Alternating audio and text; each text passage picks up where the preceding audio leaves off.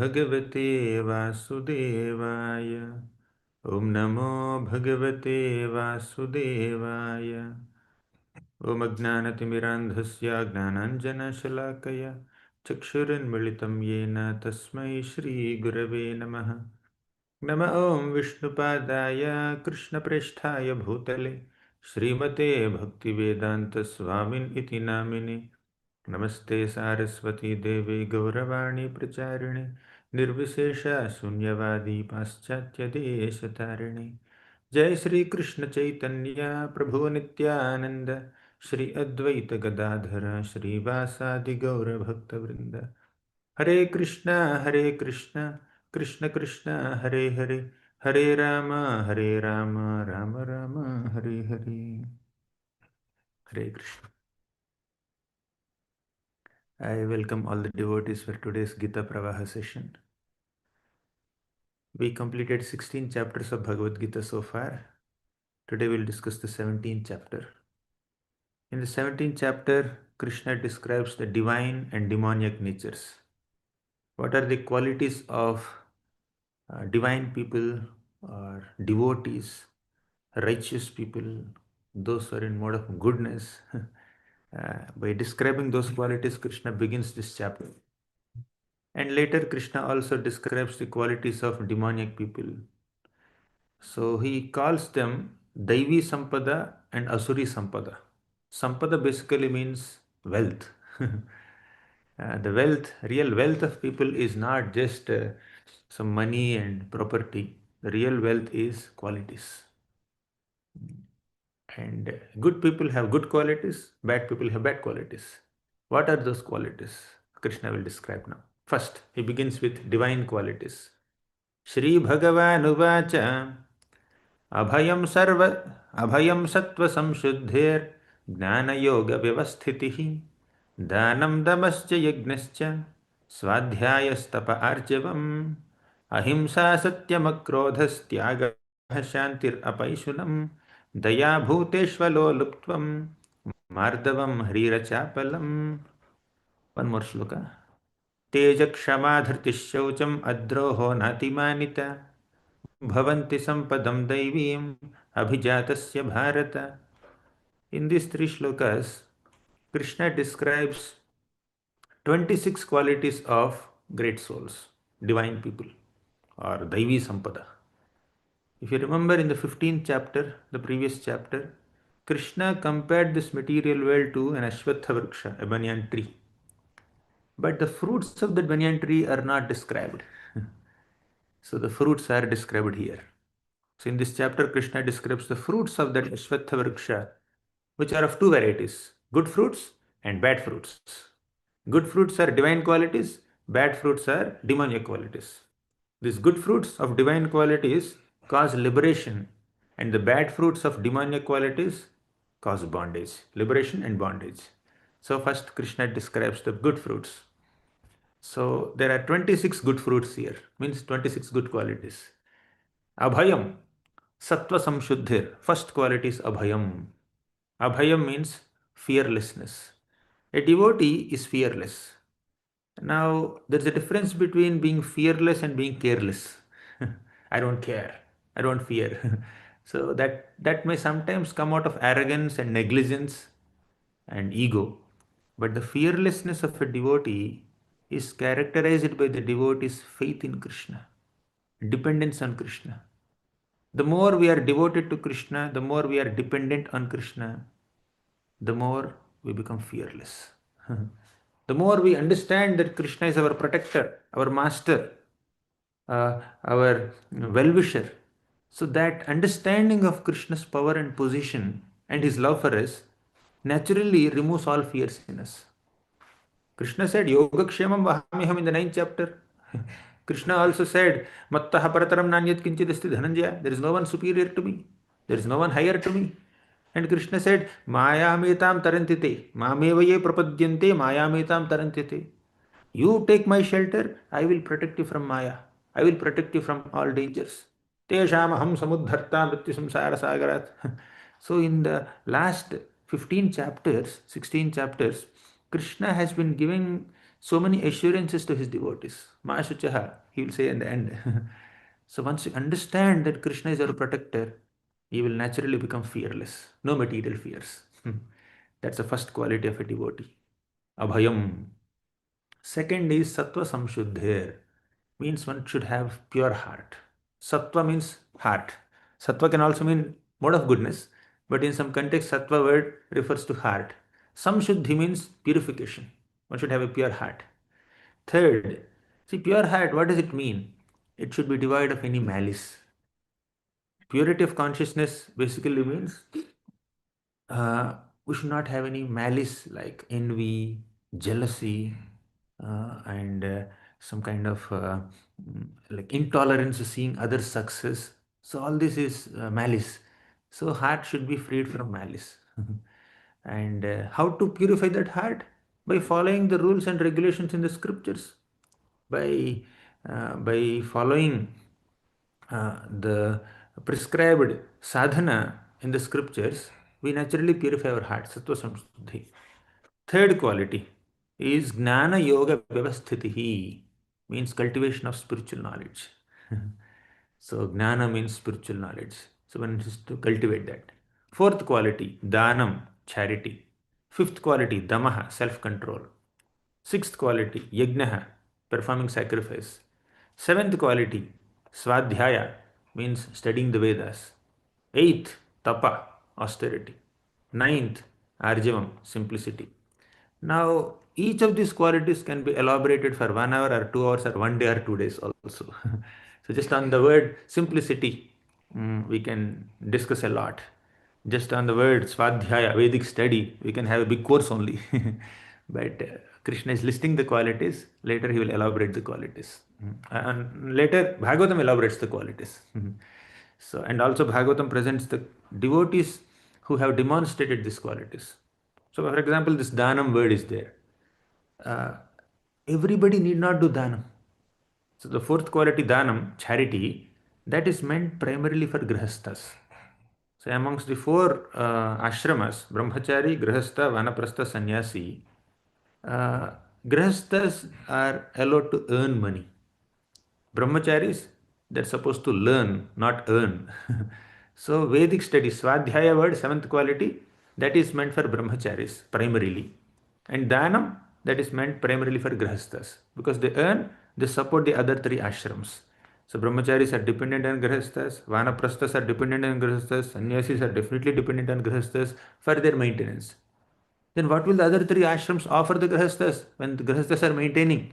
So other three ashrams, for example, brahmacharis or sannyasis, they do swadhyaya and they share that knowledge. And sannyasis, they give spiritual guidance to people, to grihasthas. There's different sections of the society take care of different responsibilities to run the entire human society nicely, right? So this dhanam is primarily meant for grihasthas, and damaha, self-control, yajna, sacrifice, this is also meant for grihasthas only. Then swadhyaya, Vedic study. Tapa means austerity. Now this austerity is meant for vanaprasthas, but basically some element of austerity is there in all ashrams, in all varnas. In fact, Vedic study, it's primarily meant for brahmacharis, but that does not mean grihasthas should not study. So brahmachari means student life. In student life, you have to study. Grihasthas means they have a lot of other things also to do and maintenance. So although some of these qualities are primarily meant for some sections of the society, all other sections also can share can share some of these responsibilities. Right? Arjava means simplicity. Simplicity means being straightforward. By the way, simplicity is not stupidity. Is not just being naive. Simplicity refers to two things. One, one should be externally simple by not, say, dressing oneself lavishly, by not living in very palatial buildings and big, big comforts, right? But if somebody's position demands that they be in such great facilities, fine, let them experience. For example, Pundarika Vidyanidhi is there. He is surrounded with so many facilities, but he is a pure devotee of Krishna. Yudhishthir Maharaj, Ambarish Maharaj, they are surrounded with so many facilities because they are emperors of the planet. They were great kings. So problem is not being surrounded by facilities, but problem is when we are too possessive about it, then we'll be entangled by it.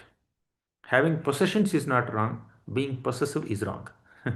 So simplicity means, uh, from external perspective, being very simple in one's food habits, or in one's facilities, experience of facilities, etc. But a higher simplicity than that is the internal simplicity. Even if you are surrounded by opulence, internally we should be simple. Simple means everything belongs to Krishna, nothing belongs to me. Simplicity also means being very straightforward, no duplicity, no dishonesty, no hypocrisy, no desire to have power, prestige, control over other people. So, being very simple in dealings, no beating around the bush, or no, what to say, no complicated thought process, being very simple in thoughts, simple in desires, simple in mentality, simple in behavior, simple in dealings with people, simple heart, right? Not too complicated. In such a simple heart, naturally bhakti can flow, bhakti can stay. Mm. That is simplicity. Next, saralata. Next quality is ahimsa, non-violence. Ahimsa satyam akrodha. Ahimsa is non-violence. Satyam means truthfulness. Akrodha means freedom from anger. Then tyagaha, renunciation. Shanti, tranquility, peace. Apaishunam, aversion to fault finding. Daya bhuteshu aloluptvam. Daya means being compassionate and kind to everyone. Aloluptvam means being freed from all the covetousness, means no malice. Mardavam, gentleness. Hrir, modesty. Achapalam. Chapalya means fickle mindedness, being very fickle. But Achapalam means being very firm and strong and not being distracted so easily. So these are some more qualities in this shloka. 10th quality is non-violence. 11th, truthfulness. Truthfulness means not lying for personal interest. And akrodha means freedom from anger. Even when there is a cause of provocation, we should be little calm and tolerant and composed. Tyaga, renunciation. So renunciation is not renouncing everything. Renunciation is renouncing your attachment to things around you, but using those things in Krishna's service. Mayi sanyasya matparaha, Krishna said in the Gita, earlier chapters. So sanyasya means not just giving up, but offering them, utilizing them in Krishna's seva. Right? Apaishunam. Apaishunam means aversion to fault finding. Sometimes when we unnecessarily find faults with others, we hurt others, um, that will discourage them. When we are doing unnecessary fault finding, first thing is our consciousness is spoiled. Second thing is we will also damage others. By constantly pointing out faults in others, we discourage them. By discouraging them, we disempower them. But when we see good qualities in others and speak those good qualities, we encourage others and we empower them. Encouraging words empower people, discouraging words disempower people. So let's try to empower others. Of course, when there are clear faults, self-evident faults are there, that does not mean we see the faults as good qualities. Faults are faults, and good qualities are good qualities. But at the same time, unless there is a need, we don't have to point out those faults. Unless we have that intention to help them overcome those faults, what's the point of pointing out those faults? Sometimes, yes, a teacher may point out faults in the homework done by a child, student. That fault finding is required for the welfare of the child. A parent may find fault in a child and correct the child. That's required for the child's growth. That kind of fault finding is fine, because fault finding, which is driven by a well wishing nature, which is also driven by an intention to support others, help others, and help them grow, that fault finding is fine. uh, that is basically training. But unnecessarily finding faults in others to demean them, discourage them, disempower them, disrespect them, depress them, demotivate them, that will degrade our own consciousness, and that will also affect others. Sapaishunam means um, don't find faults unnecessarily. Daya bhuteshu aloluptam. Daya means compassion, kindness. We have discussed it before several times. Then gentleness, mardavam. Our words, our actions must be gentle towards other living beings. Hari means modesty, no abominable activities. Achapalam means like we should not become too fickle minded. Like when we are too fickle minded, when we are too restless, we cannot focus on one activity. We cannot do one thing consistently. We'll start something, then we'll jump somewhere else. We'll start something else, then we'll jump somewhere else. We'll start doing something else, and we'll not achieve success in anything. So determination means you fix your goal and you work steadily for that goal. Sometimes there may be some minor distractions, but if you allow that minor distractions to distract you, those distractions will become deviations. For example, you are traveling like this towards a destination. Say your car went slightly 1 degree, 2 degree, 3 degree like this. You realize that, oh, you're going in the wrong path, and then you came back, aligned to the same path, aligned to the main path. But if you don't stop the distraction or deviation and then go like this, that initial 1 degree, 2 degree deviation will take you to a different destination only, right? So as human beings, we cannot have complete focus. We get distracted here a little bit here and there. But when you're distracted, you should immediately come back. Come back. Like GPS map, Google. You put a destination there. It says 45 minutes to reach this destination, and you should go in this way. By mistake, if you take a wrong turn, and you realize that you have taken a wrong turn immediately, you may lose 3, 4 minutes or 5 minutes. Then you'll come back on track.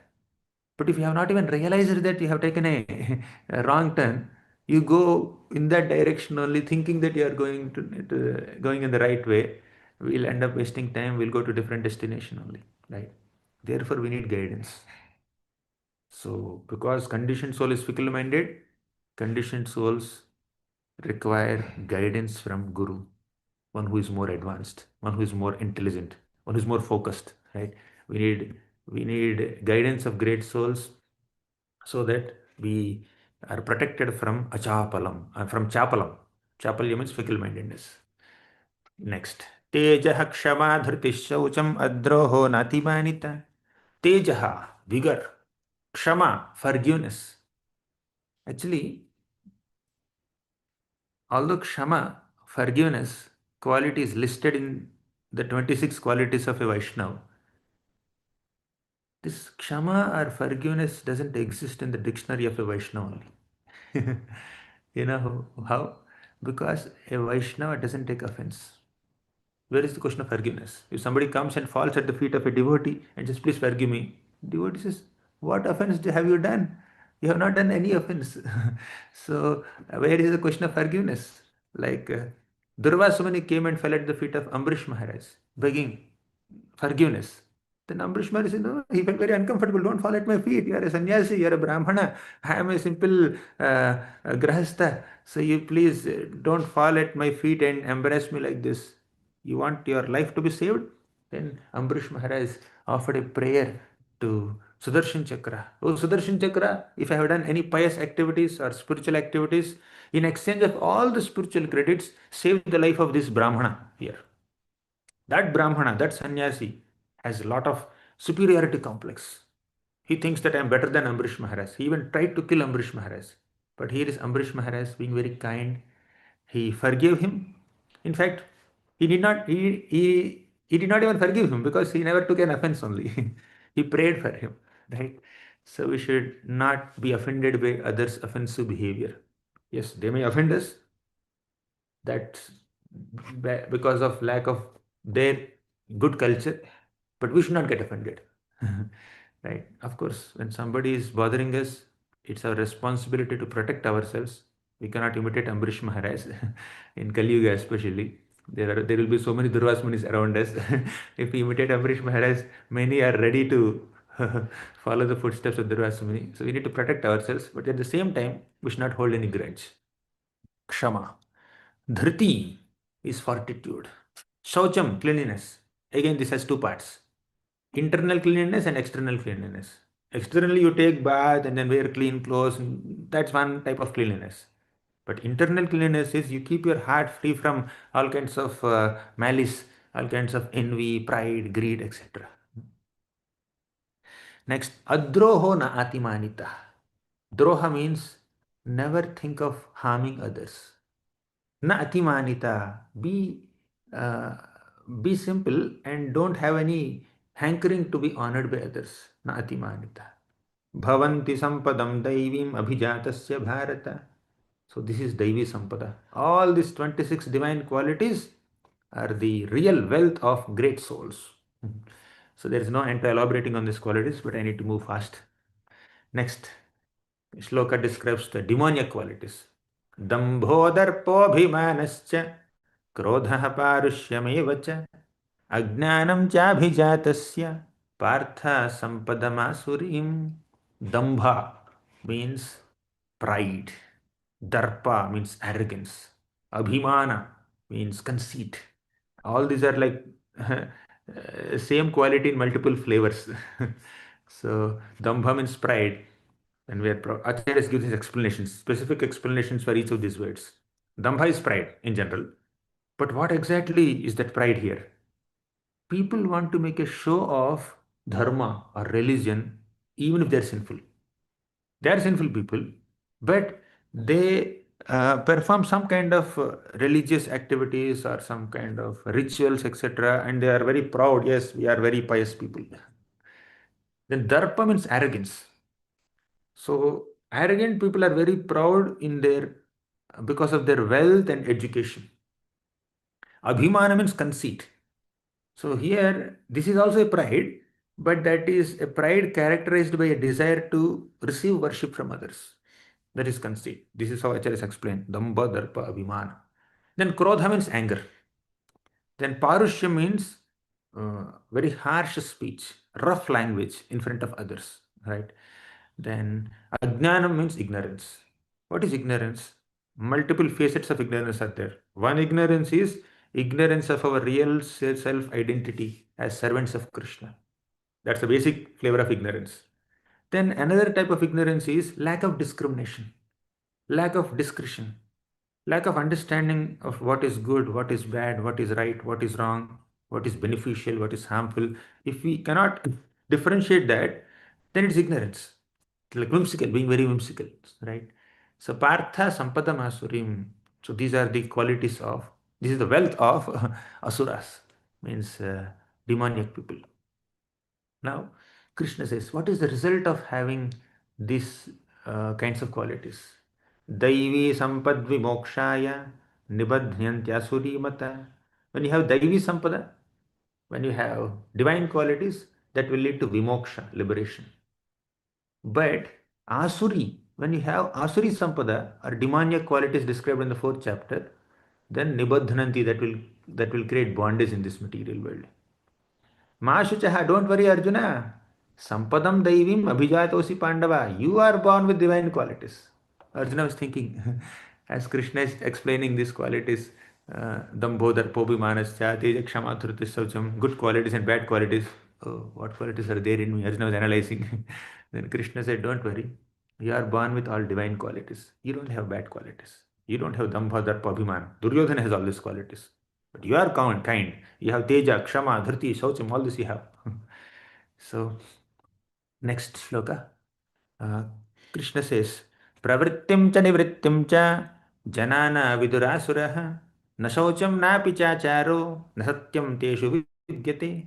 Actually, I skipped the sixth shloka. In the sixth shloka, Krishna simply says that, so far I explained to you he says there are two types of living beings, Daiva and Asura, divine and demoniac beings. I have explained to you divine qualities so far. Now, hear about the demoniac qualities elaborately. So, divine qualities, he said 26 qualities. And also in the previous chapters, in the 12th chapter, in the 13th chapter, in the second chapter, Krishna has been describing divine qualities throughout Bhagavad Gita so far. But demoniac qualities he did not sufficiently describe. Now Krishna is going to scare us. Not scare us. Basically, he is going to caution us, warn us. If you develop these demoniac qualities, this is what is going to happen to you. That's what he will say in the rest of the chapter. From the 7th shloka. He says, Pravrittim cha nivrittim cha. Janana vidurasuraha. These asura people, demoniac people, they don't understand what is pravritti and what is nivritti.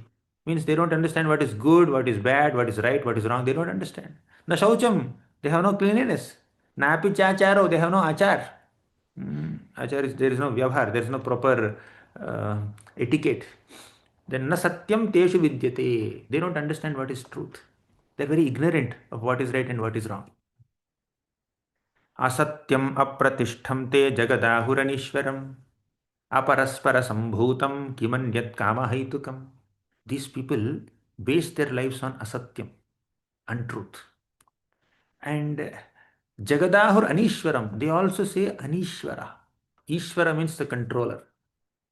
This world, this universe has a controller. There is an Ishwar, there is Bhagavan, there is Supreme Lord who is controlling this universe, who is maintaining this universe, who is creating this universe. But these people claim that Anishwaram, this world is false, Asatyam, this world has no foundation, Apratishtham, this world is Anishwaram, this world has no God, and Aparaspara Sambhutam, this has arisen without any cause. Kama Haitukam, this world and the population here are just products of Kama, lust. Because of this procreation, people are manifesting. That's all. Otherwise, this world has no source in a spiritual Lord. That's what they say. In the ninth sloka, Krishna says about them, these people are nashtatmana. Nashtatmana means they lost themselves. They are lost to themselves. They are causing uh, distress to themselves only. They are ruining themselves.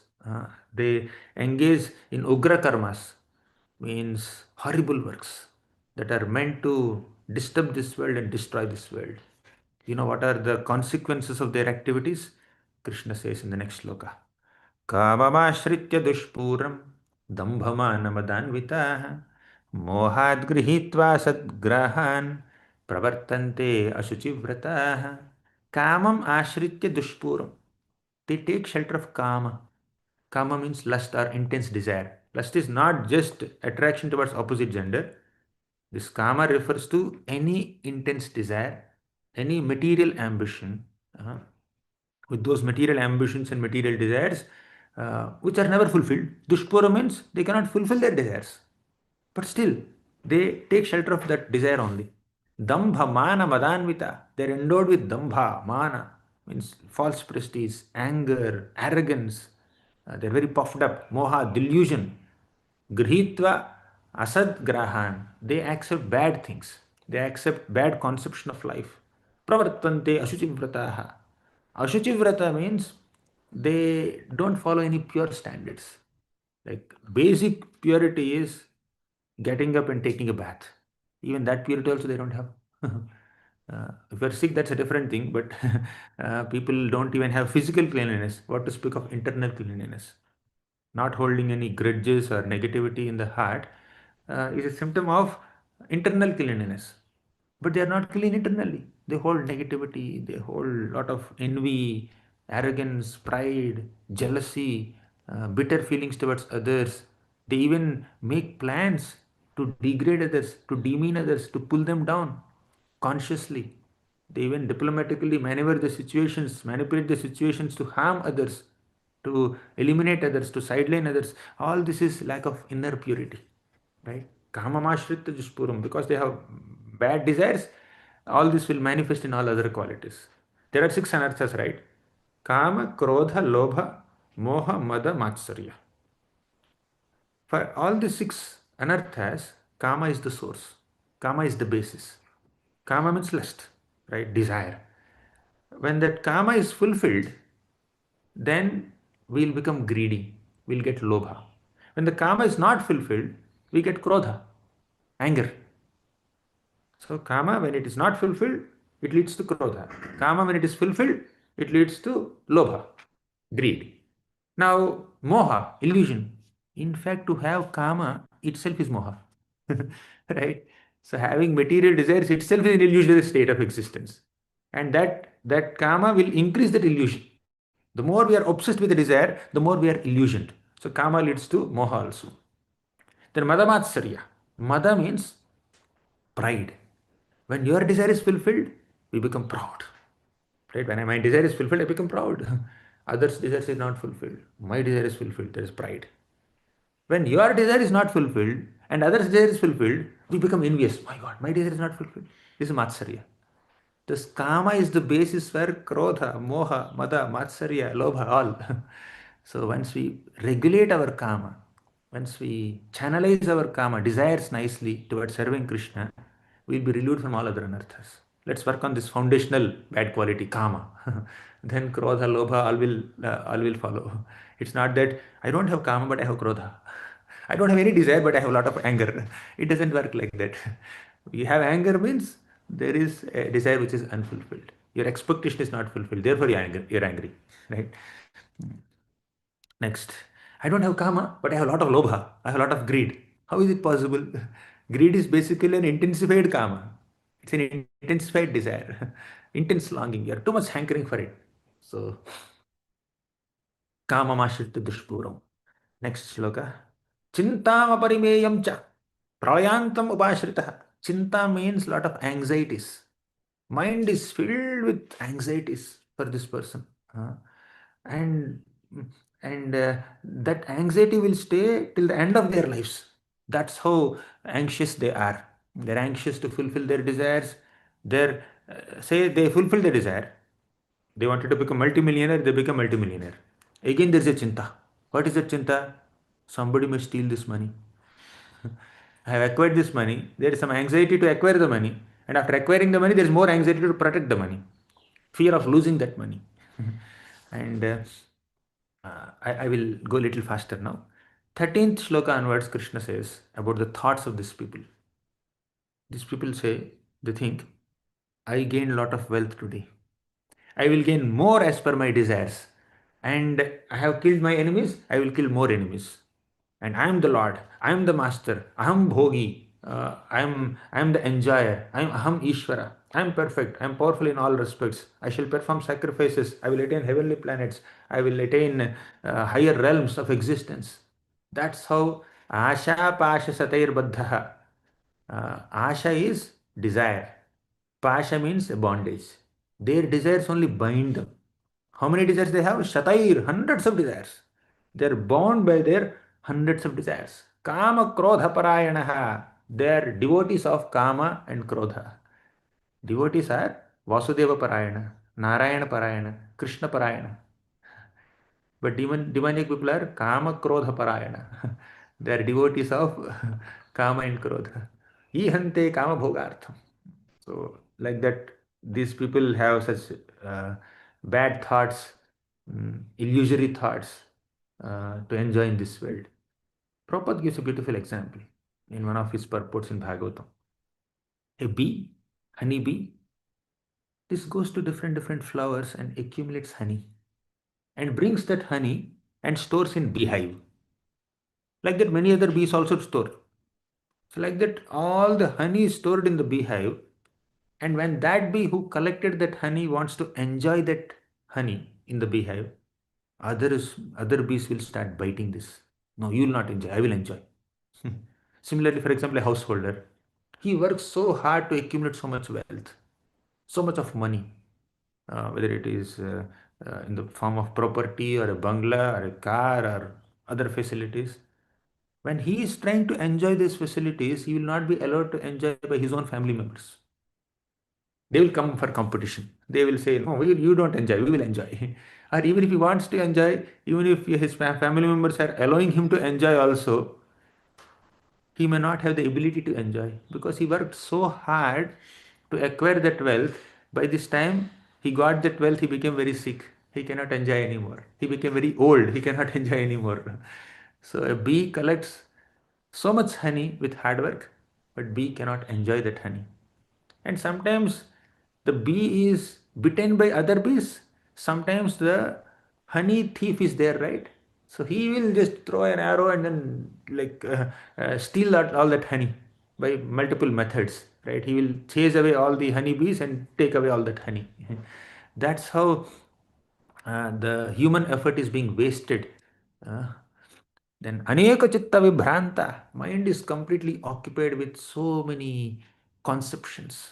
Mohajala samavritaha. Completely avrita means covered by mohajala. Jala means network. Moha means illusion. So mind is completely uh, uh, covered by the network of illusion. Prasaktaha kama bhogeshu. Sakta means to be absorbed in. Prasakta means completely engrossed in kama bhogeshu, in in illusory pleasures. Ahankaram balam darpam kamam krodham cha samshritaha मामात्मपरदेहेषु प्रद्विषन्तो भयूसूचक अभ्यसूचक. So ahankaram is false ego. Balam, darpam, they are very egoistic about their strength. They are very proud. They are very lusty. They are very angry. So their bad qualities will only entangle them further, more and more. And how does Krishna treat such demoniac people? Krishna says now, Tanaham dushatah kruran samsareshu naradhaman क्षिपाम्यजस्रमशुभान् आसुरीष्वेव योनिषु. Tanaham dvishatah kruram. I will throw them into demonic species. When we have demonic qualities, we'll enter demonic species. Yesterday I was sharing, if somebody wants to eat flesh, then he will enter the body of a meat-eating tiger or a lion or any other cruel animal, right? Because that's the desire to eat meat unlimitedly facilitated that body that allows them to eat. Similarly, one who is maintaining the demoniac qualities within the heart, they will enter demonic species. In the demonic species, all the demoniac qualities can be exercised well. So they will get Asurim Yoni Mapanna. Krishna says in the next shloka, Asurim Yoni Mapanna Modha Janmani Janmani. Mam aprapyaiva kaunteya tato yanti adhamam gatim. They will not attain Krishna. So when we worship Krishna, we'll attain Krishna, as Krishna said in the previous chapters. But now Krishna says, these people, because of their demonic qualities, will enter demonic species. Sometimes people consciously choose demonic qualities. Consciously they choose. They know it is wrong. Still they do it. Ignorance is not the cause of every bad activity that we do. Even in knowledge, we consciously make a choice to do a bad activity, do a cruel activity. Consciously, we may become harsh with other people. Sometimes circumstantially one may become little aggressive, but someone can become aggressive and harsh very consciously also. So that conscious exhibition of bad qualities will give them demonic species. As Krishna says, Asurim Yoni Mapanna. Then Krishna talks about three gates to hell. त्रिविधं नरकस्येदं द्वारं नाशनमात्मनः कामः क्रोधस्तथा लोभस्तस्मादेतत्त्रयं त्यजेत्. There are three gates to hell. What are they? Kama is, where is it? Kama. Kama is lust or desire. Krodha means anger. Lobha means greed. When Kama is not fulfilled, we get Krodha. When Kama is fulfilled, we become victims of Lobha, greed. I want more, I want more. Therefore, give up these three qualities, Krishna says, because these three are gateways to hell. Trividham narakasyedam. Dvaram nashanam narakadvaram. These are the three gates to hell. Yes, having desire is not wrong. We cannot live without desires. But we should have right discrimination between good desires and bad desires. Cultivate good desires, give up bad desires. How do we cultivate good desires and give up bad desires? By good association. Sangat sanjayate kama. This kama takes birth in a sangha. Means we develop desires according to the association we keep. When we choose good association, we'll have good desires. When we choose bad association, we'll have bad desires. So one should consciously choose to associate with good people. Then anger is generally caused by unfulfilled desires and expectations. So we need to regulate our desires so that naturally we regulate our anger. In anger, one forgets everything. One may become disrespectful towards respectable personalities also. And the consequences of anger hurt us more than the causes of anger. Got it? Something caused our anger. But when we exhibit that anger, that will lead to some consequences. These consequences of our anger hurt us more than the causes of anger. Somebody said something or did something, we become hurt. Then, in response to that hurt, we may break somebody. We may break something. We may slap them. We may shout at them, yell at them, scream at them, or take some object that we have and then break it there. Now something hurt you because of which you showed anger and you broke something which is more valuable than that. So the hurt caused by the consequence of anger is more severe than the hurt caused by the cause of anger. Oftentimes it's like that. My spiritual master says that don't take the words of an angry person seriously because he always says more than what he means. He may not say what exactly he means, but because of that emotional outburst, because of the intensity of anger, they say something which they don't mean. They say, "Mar jao, you just die." They don't mean that they don't desire our death, right? They said it out of that emotional outburst. They don't desire our death because they are angry. Sometimes parents may become angry with children. Sometimes children may become angry with parents. uh, but we should always take a pinch of salt. They may speak in 10x. We should make it 1x, right? When the speech is very fast, we hear in 0.5x speed, right? So like that, we need to reduce the temperature because the temperature is too high. They don't mean to be like that, and they are not on that high temperature forever. Only for few moments of anger, 5 minutes or 10 minutes, they say something. But point is, they may say something uh, in anger for 2 minutes or 3 minutes. We dwell on that for 2 days or 3 days, or 2 months or 3 months. Sometimes a relationship may be permanently be broken because of one moment of anger. Right? Therefore, we should try to control our anger. Secondly, when others become angry, we should not take that anger very seriously. We should not take their words very seriously. They didn't mean what they said. You just empathize with them, sympathize with them, be compassionate upon them. You also feel that when I become angry, I will also say this. Now they became angry, they said it. So let me just empathize with them. Don't break a relation because others become angry with you. And don't break a relation by being angry with them unnecessarily. You control your anger. First thing is we need to deal with our own anger. Second thing is we need to deal with others' anger also. Right? So we need to deal in a mature way, in an empathetic way, in a Vaishnava way. When there is a mistake on our part, we should say sorry. No, we are not perfect. We should admit that we are not perfect. Next shloka. Mm. We read up to 21, right? I'll summarize now. 22nd shloka, Krishna says that one who has escaped these three gates of hell can easily reach me, can attain Krishna. So, and many things he says. एतैर् विमुक्तः कौन्तेय तमोद्वारैस्त्रिभिर्नरः आचरेत्यात्मनः श्रेयः ततो याति परां गतिम्. So, overcome these anarthas, then, and practice bhakti, of course, then you will reach Krishna. So how do we channelize our anger and other emotions? How do we overcome these negative tendencies? By taking shelter of scriptures. Because scriptures tell us what is right and what is wrong. That's why Krishna says, Yaha shastra vidhi mutsrujya vartate kamakarataha na sa siddhima vapnoti na sukham na parangatim. One who gives up shastra vidhis, one who disregards the injunctions of the scriptures, and vartate kamakarataha, and one who behaves whimsically. Nasa siddhimavapnoti, such a person will not get any siddhi, no perfection. Na sukham, no happiness. Na parangatim, no better destinations. So don't disregard scriptures. Follow the scriptures. Because you know how scriptures benefit us? Krishna says in the next shloka, last shloka.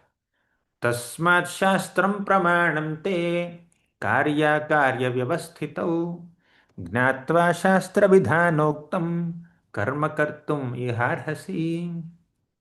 तस्मात् शास्त्रं प्रमाणन्ते. Please take the evidence of shastras. Please follow the injunctions of shastras. They will tell you what is karya and what is akarya.